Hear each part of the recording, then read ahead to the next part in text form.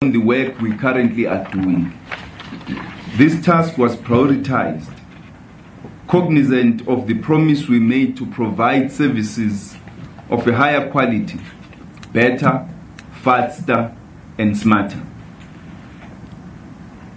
I have accordingly subsequently received the assessment report I had directed the department to prepare. The department is currently finalizing the action plans to deal with problem areas identified. These would be rolled out as short, medium, and long-term interventions. The report has identified those areas we think are behind this formidable challenge of queues.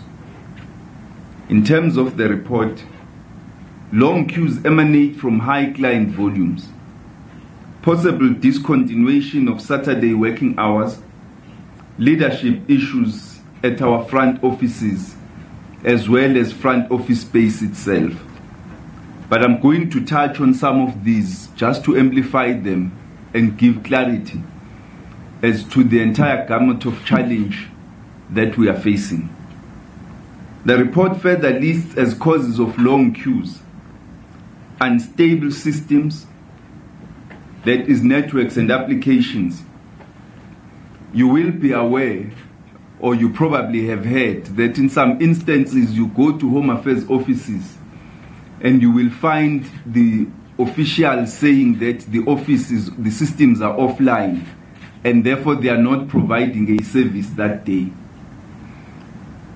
This creates an enormous challenge for our officials because whilst the systems are offline, as at 187 offices of Home Affairs, 184 I meant, we are using fully automated systems. So whilst the systems are offline, the clients cannot be served and the officials really cannot provide the service. They then appear not to be working, when in actual fact it's not their fault, but it's because our network provider, something which I reported about I think 2 years ago, has not been providing us a reliable 24/7 network. We have discussed this issue with the Minister of Telecommunications and Postal Services, and there is a solution which we are now working on with dimension data, which hopefully will in the future provide us with a more reliable and sustainable network supply. But the instability of our systems is a matter of grave concern, given that it's a dependency for us. It's not provided directly by us. We have to get the supply from the network provider. And so we need them to be as conscientious about the challenges we are facing at the front offices as we are. I recently received a complaint, for example, that at one of the banks in Johannesburg, besides the refurbishment which was taking place, the network was offline for 2 weeks. And so the service was not provided for 2 weeks. And so we really have to get to grips with this challenge and ensure that the department is forever working, particularly when the clients are at our offices. But another challenge raised by the report is the inefficient workflow process. Among others, it takes too long. It takes more for a person to collect their smart ID card than it does for them to apply for it. It really is irrational. It doesn't make sense at all that you should have such an easy, smooth process when you come to apply for your smart ID card, but then when you come to collect it, you have to spend the same amount of time and in many instances more. And we're going to address ourselves to that. And another cause is the uncoordinated communication strategies at the offices themselves that lead to unsatisfied clients. And this is an issue which I'm also going to talk briefly about. The following factors further exacerbate the problem. The biggest challenge is the management of some of our offices, the poor management of some of our offices, where the management skill leaves much to be desired. And I have asked the Director General to intervene in that regard with the most immediate effect. We've identified some of the offices where this is experienced.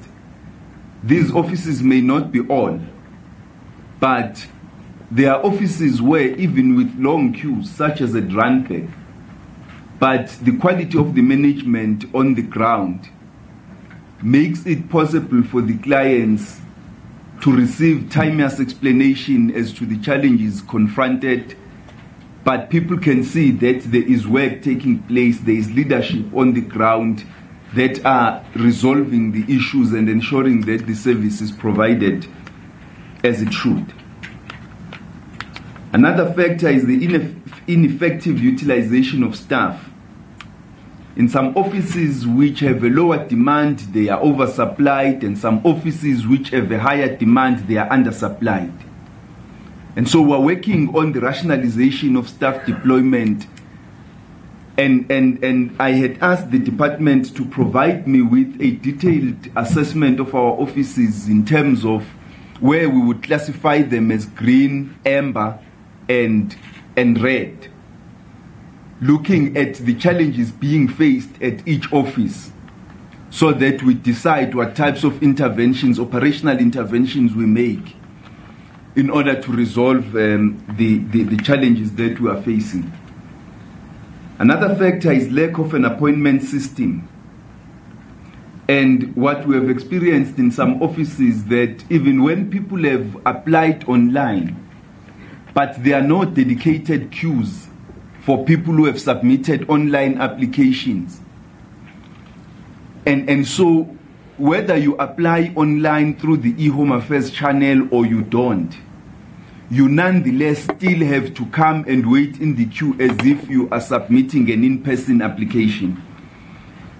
Then there is a problem of concurrent running of manual and automated systems, where someone in one office, you can still apply for the green barcoded ID document, which requires a manual application process, or you can apply for the smart ID card. We're going to deal with those challenges so that we automate our systems and ensure that we put an end to the manual processes as speedily as resources do permit us. It creates an enormous problem and confusion among the clients as to what type of documents to apply for. We are facing another challenge of uneven distribution of offices based on demographics. The areas in the rural areas and outlying areas have far lesser capacity than those in urban areas. But even in urban areas, our footprint is insufficient. You've got an office at Kempton Park, which services not only Kempton Park, a huge population, but Tembisa and related areas, including the informal settlements surrounding that area. You've got Randburg with tributaries stretching out to Midrand. These are huge suburbs, each one in their own name and right. So we really have to find ways of rationalizing the distribution of our footprint in a manner that's going to make sense to clients and alleviate the queues at the offices. And in some instances, because you would have a smart ID card office and nearby there is also a green barcoded document office, or an office which is still not yet automated. which doesn't take live capture applications. You would have people leaving the office that doesn't take live capture, increasing the volumes at the live capture offices because they also want the smart ID card. We then had a problem of misinformation on the discontinuation of the green barcoded ID document at the beginning of the year. That increased volumes tremendously. You have a real problem of fake news in South Africa. It's very easy for people to just manufacture to generate a fake story and communicate it as if it emanates from the department. That fake news said that the green barcoded ID document would be discontinued by the end of this year. It created a lot of anxiety and panic among the holders of green barcoded ID documents and resulted in an unfortunate situation. In the report I was presented by the Director General and his team, on average, you have some of our offices, like here in Pretoria, at Byron office and other offices, where we take on average per month around 3,000 to 4,000 applications. But come January this year, the numbers increased exponentially to about 7,000 ID applications from January to February to March. They are now only beginning to slow down, but not significantly, and they have not returned to the volumes we were experiencing in December, November, October, and preceding months of last year and the years before. On average, many of our offices can take up to 3,500 applications per month. But to see volumes jumping from 3,000 or 4,000 to 7,000 in 1 month actually tests your resources right to the limit, because it means you must now contend with higher volumes than you would have anticipated and prepared for in terms of human resources and physical equipment. And what it has created is a situation where there are long, extraordinarily long crisis type of queues that we are experiencing in an environment where we only have 411 Home Affairs offices countrywide, because we do not have the resources to build more offices. But I will talk a bit about the footprint later on. I'm elaborating on this because many South Africans have really been victims of these extraordinarily long queues.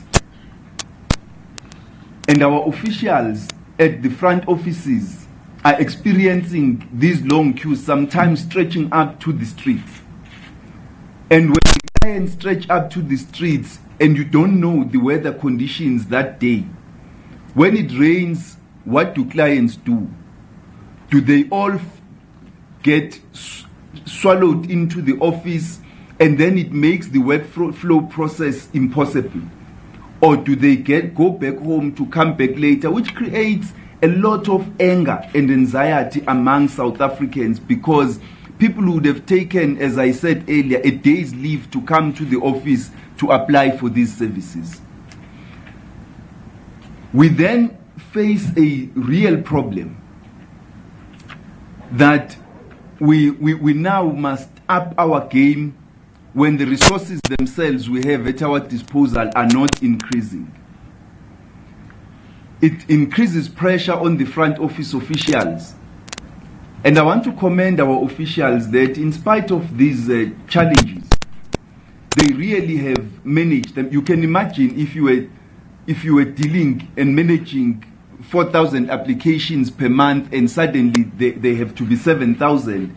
The numbers of the officials have not increased, the resources available at your disposal are not there, and even overtime pay is not available.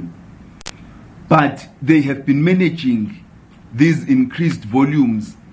But at some instances, they have to shut off some of the clients that are coming for services and ask them to come back on another day, because even with the volumes that are inside the offices, they know that by the end of the day, they would not be able to deal with all of them, but they sit on and try to finish those that are already inside the office. This fake news report really caused us a lot of harm, credibility harm, and created a crisis point for us.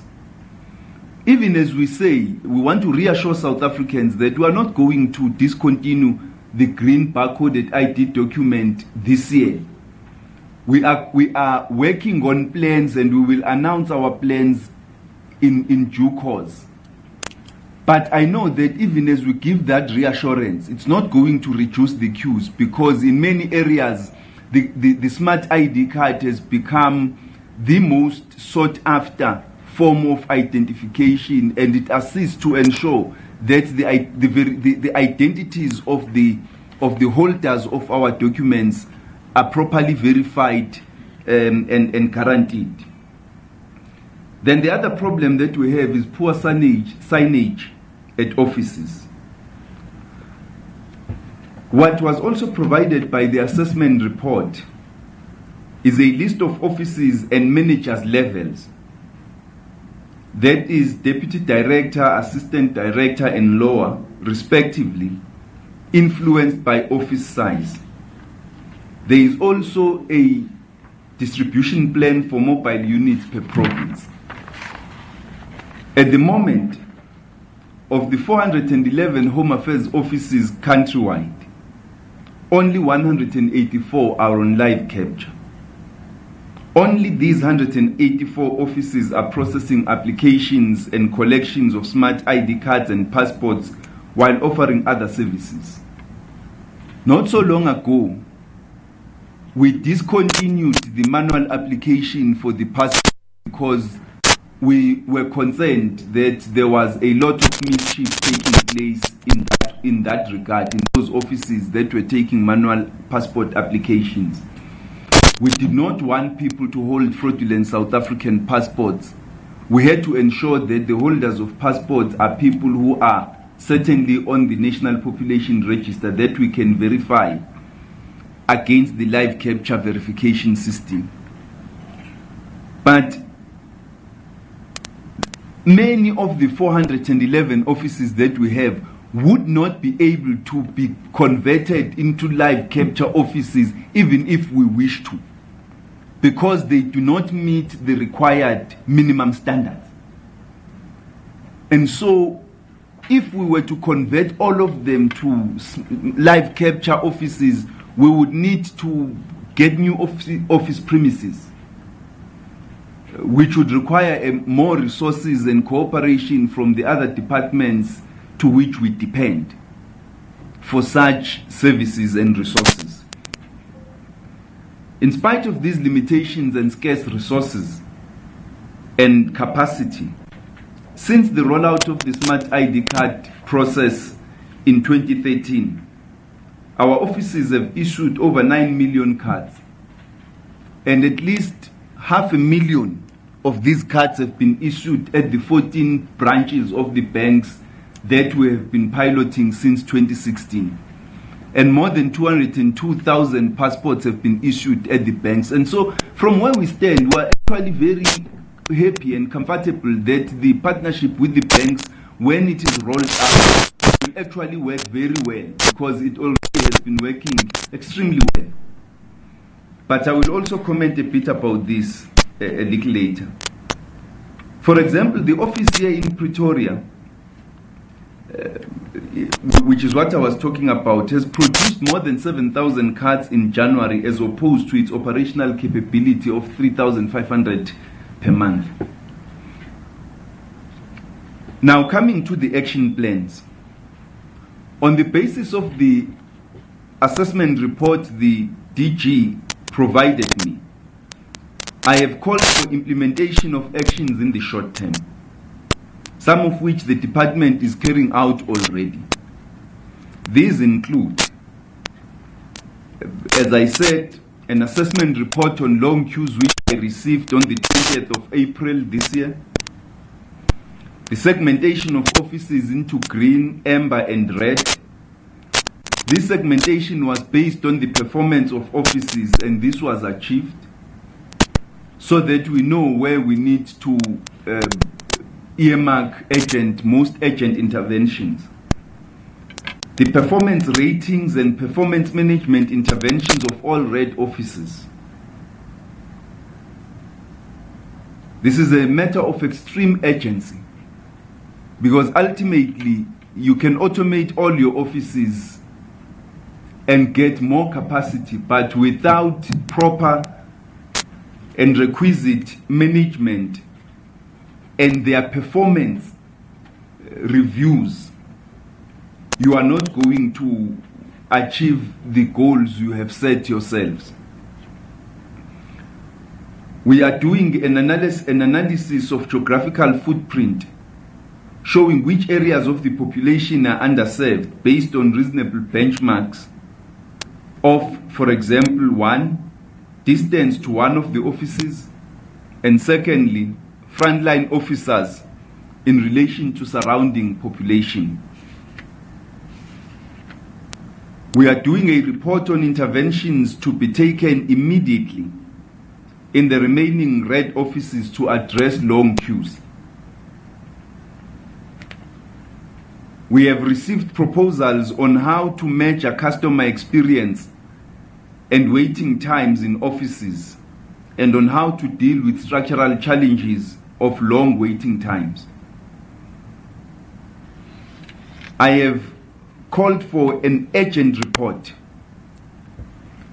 on immediate interventions in Orlando West, Wynberg in Alexandra, Pietermaritzburg office, Centurion in Tshwane, East London and Umgeni offices, showing reductions in waiting times, improvements in management, and what has been done to ensure people are not waiting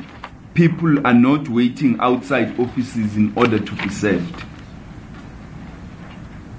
The executive committee members and provincial managers, including the ministry, will be visiting these offices in order to conduct regular unannounced visits, improve operational management, interact with clients, and try to enforce a culture of reduction in waiting times. What always causes us great concern, and it's an area that we are paying attention to, and that is why I say operational management on the ground is of such crucial importance, is that you will arrive at Orlando West, you have the office full, queues stretching out to the streets, 2 queues in actual fact stretching outside the office into the parking lot. And within 30 minutes to an hour that you are there, the queues are finished. So it means the problem is not the volume. In many instances, the problem is just bad management on the ground. That's what we need to deal with. And I have said to the DG, we need to apply zero tolerance to bad management. We need a very brutal performance management approach in the department, so that those who don't perform are managed out and those who perform are rewarded. The problem arises in the public service in that in many instances, even those who don't perform are reviewed as performing and hide behind those who are performing and get their performance incentives when they know they are not performing. And when we know they are not performing, there is a culture of just patting each other in the back. I will review you positively, you don't report my own wrongdoing. I've said to the DG, we need to be very clinical, to be brutal in performance management. Because ultimately, we are not here in order to satisfy our own whims. We want to serve the people of South Africa and all our clients, including non-South Africans, not just to the best of our ability, but to the best of their convenience. We will pilot a one-stop workstation at one of the offices we will select that takes fingerprints and photographs to streamline processes and reduce the time clients spend in Home Affairs offices. If you go to a Home Affairs office today, you arrive, you go to the meter grid, you get allocated your queue number, you get verified, they check whether this is the service you are here for, whether you should join this queue or that one. Let's say you are coming for a smart ID card application. From there, you join the queue to the frontline officer. You sit and shift, and until you get to the frontline officer. You do whatever you need to do, and then you must stand up and go to the photo booth to join another queue for the photo booth. You join that queue, you stand on that queue until you get in front of the photo booth, and then from there you must go and pay. You must now go join another queue. It just creates a lot of movement in the office, confusion as to which queue you need to join until you complete your application. But why are we doing this?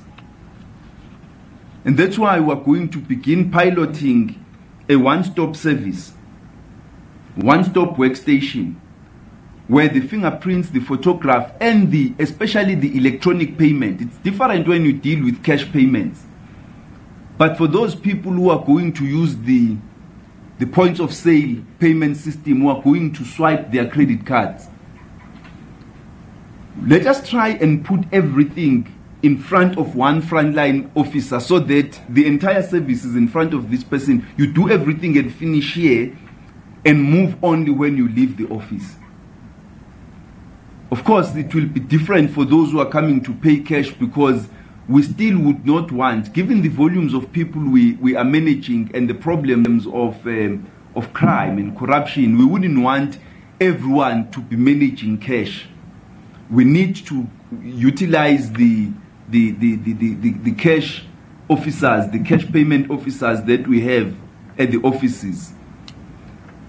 But that pilot is going to start soon. And then the final intervention will be the introduction of live capture mobile units. 78 of them are currently being refurbished. And we are confident that during the second half of this year, they will be deployed across the country. We have 3 that are already ready. And each one, as they are being refurbished, as each one gets completed and completely fitted with the live capture equipment, tested, and it passed the test, it's going to be deployed until all 78 of them for this financial year. Obviously, we need more. So for the next financial year, we will also allocate resources to increase these live capture mobile units. And we are going to utilize them particularly for learners, your grade 12, grade 11 and 12 learners, as well as for rural offices. Some of the short-term interventions are scheduled for rollout from Monday, tomorrow, the 23rd of April. Among other things, informed by the action plans the department is finalizing, we will be commissioning a customer satisfaction survey to get the client contact center working optimally and find a solution for unpredictable walk-in clients and for front office space, explore possibilities of a new shift system, attend to the unstable system, scale up unannounced visits by senior managers to offices including the minister and deputy minister, and improve workflow and beef up communication with clients. It is important to note these would not be quick fix interventions, and thus we plead for the public's patience whilst we implement these measures. But the important thing, the important message we want to convey is that we have heard the cry and concerns of South Africans. We are responding with the urgency this matter deserves. Ultimately, to be able to serve all South Africans efficiently, we need to expand our footprint. This will need to be addressed through the budget process. To implement our office footprint, we are in the advanced stages of establishing or finalizing the public-private partnership with the banking sector to roll out the e-Home Affairs service to branches of 4 major banks, ABSA, FNB, Nedbank and Standard Bank, around the country over the next year. As I have said, of the 14 branches we've been piloting thus far, more than 500,000, close to 600,000 ID smart card applications have been done. And more than 202,000 passports have also been done. We think, in our own opinion, this works very well. 2 more branches have submitted their request to join this process. And we believe that once they join, and fortunately by the time they join, we will already be in the process of rolling out to the branches of these other 4 banks that we already have in the party at the present moment. And we believe that will significantly increase our footprint, especially to provide live capture footprint across the country, no longer only limited to Gauteng and 1 branch in Cape Town, but we will work with the banks to identify the branches across the country and to roll out to the rest of the country so that we can reach out to as many people as possible.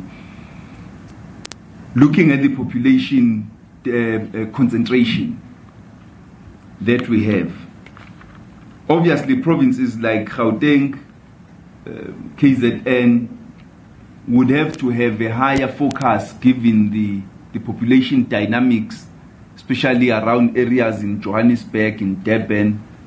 But we will take a rational decision which will also take into consideration the fact that there is far greater footprint in these areas of our physical offices than in the rural areas and the other outlying areas in other provinces. In conclusion, we stand committed to doing the best we can to win the all-out war on queues, bedeviling our operations in spite of structural constraints and challenges. This is not going to be a quick fix. It will be a process, one that we are committed to despite budgetary constraints and capacity restrictions. We have other innovative plans that we will announce during the course of the year that we are working on, which will further contribute towards making our services convenient and reducing queues. Because topmost in our heads is an assessment of who comes to Home Affairs offices for what services, how can we serve them better? Are there any among them that we can provide a service to without requiring them to come to our offices? And if so, what type of service and how can we provide it? Can a solution be found? I believe that in many instances solutions can be found. And so we're working around the clock to innovate, to provide a service that will make people proud of their government and the services that they receive at Home Affairs, that will reduce the volumes of people who come to our offices and enable our officials to provide the best service available to our clients. We have chosen to intervene innovatively, further to improve the services we render to the public, and I thank you. We will then take questions for clarification. Thank you, Minister. The show of hands, you say which media house you found in your name, and then you can ask your question. The floor is open. Which takes me. See, you can go.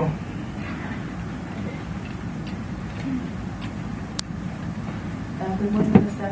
I didn't hear anything with regards to bribes at Home Affairs offices with officials.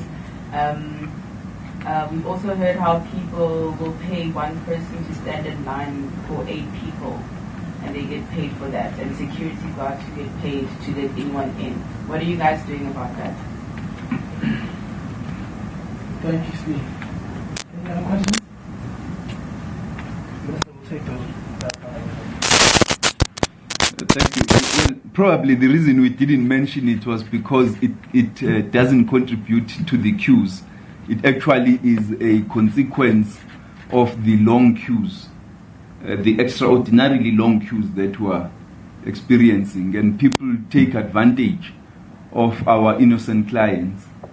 And in the absence of good management. So all the interventions that I spoke about are going to deal with those. One of the issues that I have, which I had asked the department to deal with, that I have raised again, is the active involvement of security guards at Home Affairs offices in managing queues. I want them to stay out of our clients, stay away from our clients. Their job is to protect the office, the officials, and the clients, and not to manage the queues. I want the security officers to stay away from our clients. And so the office managers have got to take responsibility for queue management. They need to up their game, or they will find themselves outside the department. It's the only way we can, including all the improvements that I have announced, that we can deal with the bribes, the corruption, the malfeasance, and these incidents of people queuing up for others.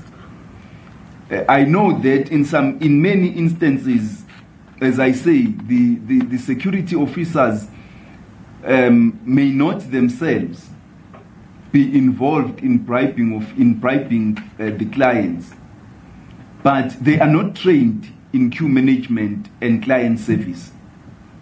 And in many instances, they ill-treat our clients, speak badly to them, rude, they're harsh, because this is not part of their core business.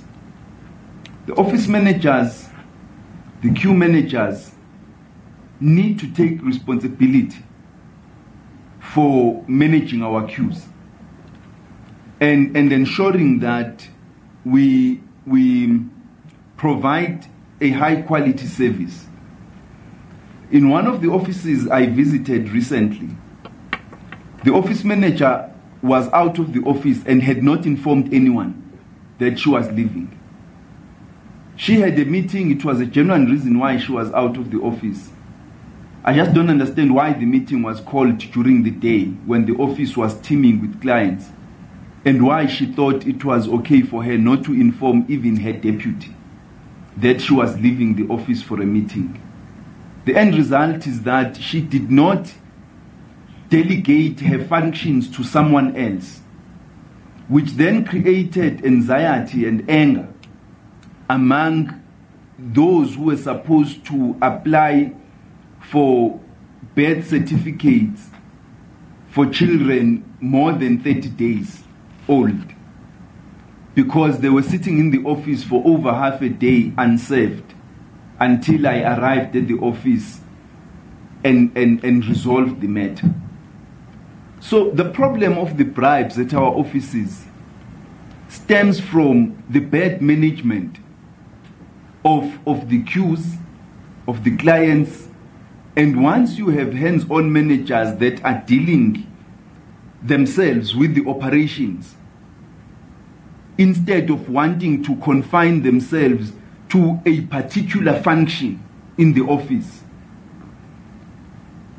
until you resolve that problem, and get managers that deal with the office as a whole and all the services that are provided, you are not going to be able to resolve the bribes. And that's why we are taking the matter as importantly as we are. And we believe that with these interventions that we are talking about, including others that we will introduce in the course of time, we will be able to address all of these problems, because what we do not want is to see the department relapsing into a horror affairs of the past. We want Home Affairs to remain a home affairs where people are receiving good quality services, where clients can continue to see, to witness the positive changes which they have been talking about, which you can witness from the way that the services are being delivered at our offices. Thank you, Minister. I don't think there's any other hands. Steve, class captain. Go ahead. Sorry, just one more clarity question. With regards to the 411 officers and the 184, if I'm not mistaken, yes, 184 that are live capture. Live capture. What does that mean? The live capture. Yeah. The live capture office is one that takes smart ID card applications. So it's been fully automated, it's modernized. That's where you no longer fill forms to apply for your ID card, you no longer fill forms to apply for the passport, where we now rely on your fingerprints to tell us who you are, and we can direct you throughout the service. The remainder of those offices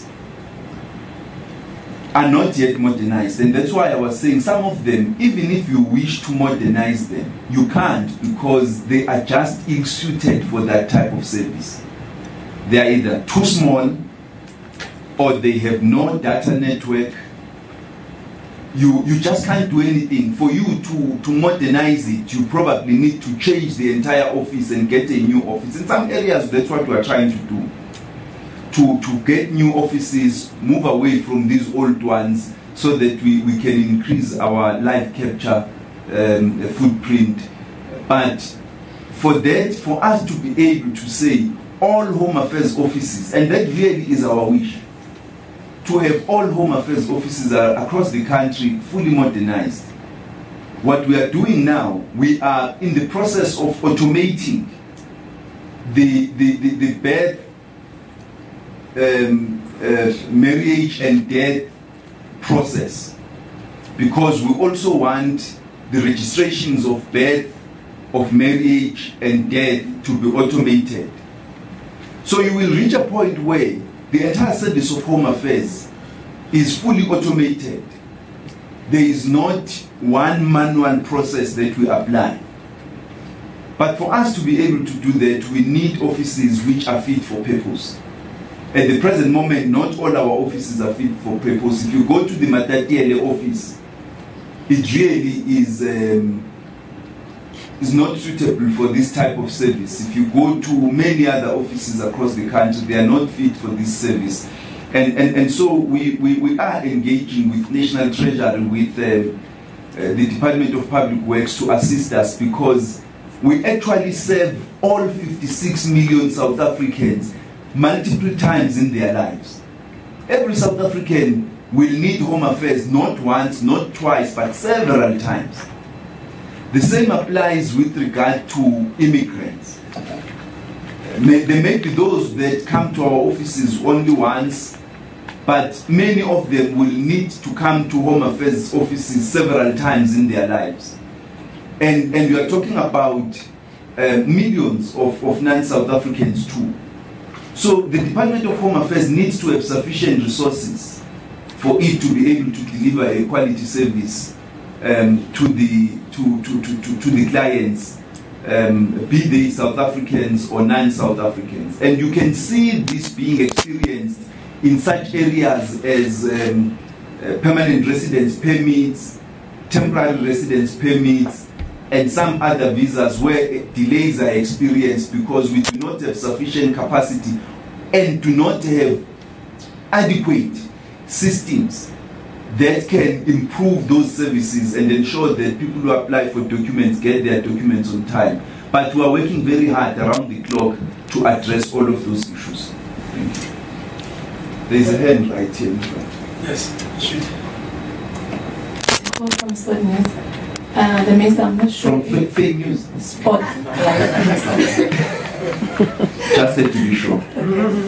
I'm not sure, Minister, if you're aware that on some Home Affairs offices, I think it's after 1 or after lunch, the officials will lie and say that the system is offline.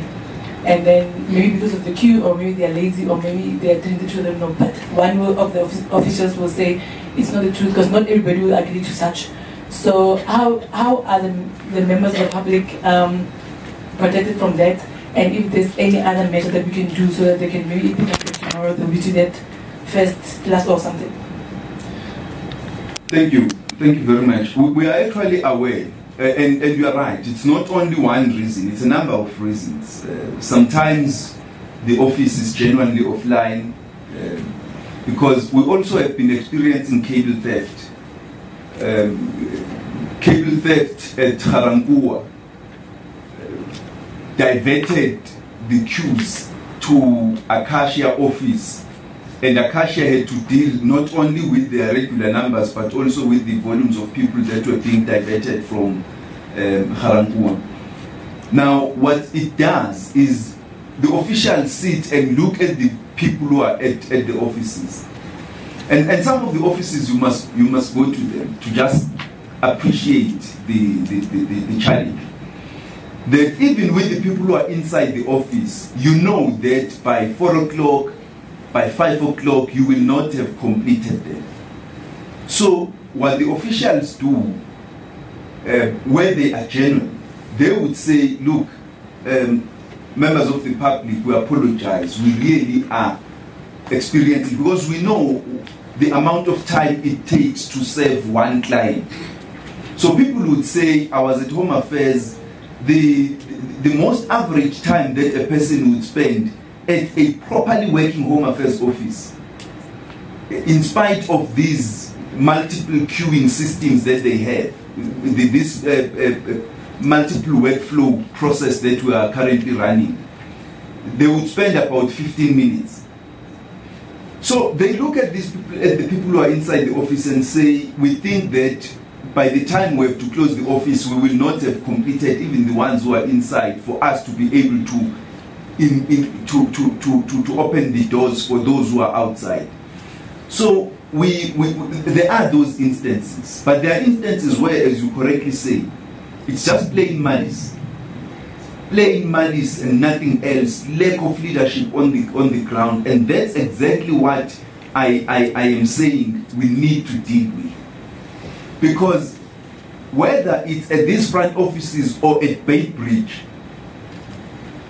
I cannot understand why, because the minister is now here, or the DG, or the DDGs, suddenly the queues are flowing and getting depleted. All of a sudden, in an office where only yesterday you had a complaint that this office is dysfunctional, people are rude and so on, the queues are long, but I'm here now and I can't see this. I see the queues are flowing, everybody is behind the desk. At one office, there are 5 front line officers. And when I arrived, 3 were on lunch at the same time. There were only 2 that were sitting behind their desks. That says that there is bad management of the lunchtime process, of the lunch hour. There's bad management of lunch hour. Because you don't take, around lunchtime, that's when even people who work elsewhere are coming for offices, because they hope that within this hour I will get my service and go back to work. So how do we manage? Now we cannot be inhumane and demand that Home Affairs officials shouldn't go on lunch, but at least manage the process. So one of the things we had done was to ask the banks to assist us to train our managers and our frontline officers, so that we can synchronize our workflow process with how the banks are managing the queues at their offices.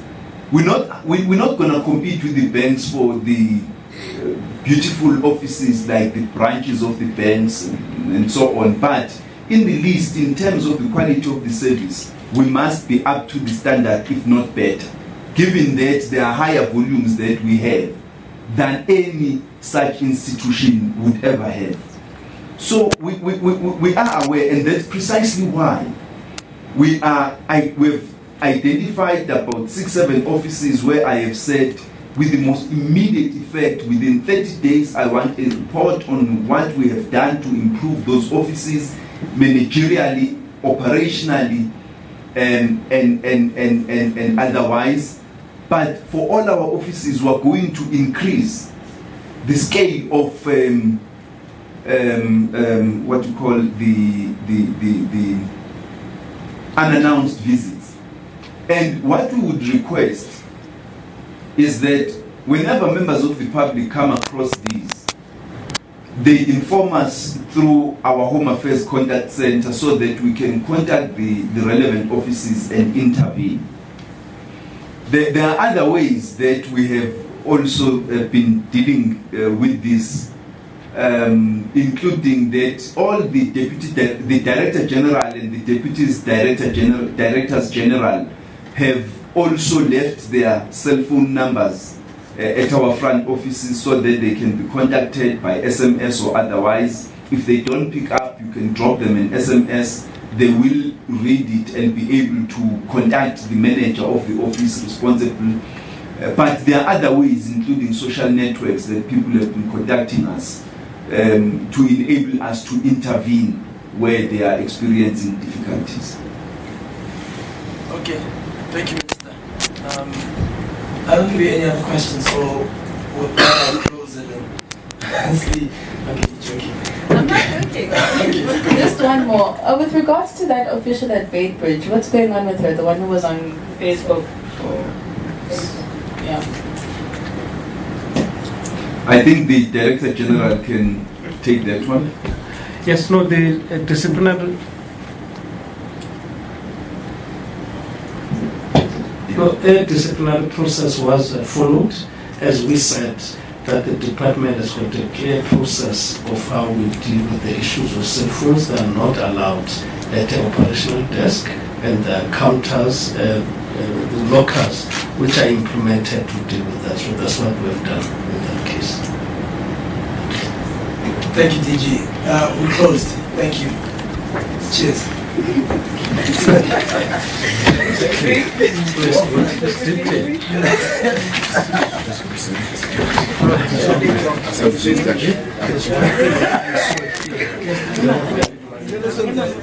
And of course, there we have a wrap-up of Malusi Gigaba, Minister of Home Affairs, giving their plan going forward to make Home Affairs less messy, as one would describe it. They're also reducing the queue count and also mentioning the issues regarding lines that people need to wait in, as well as the staff and the efficiency.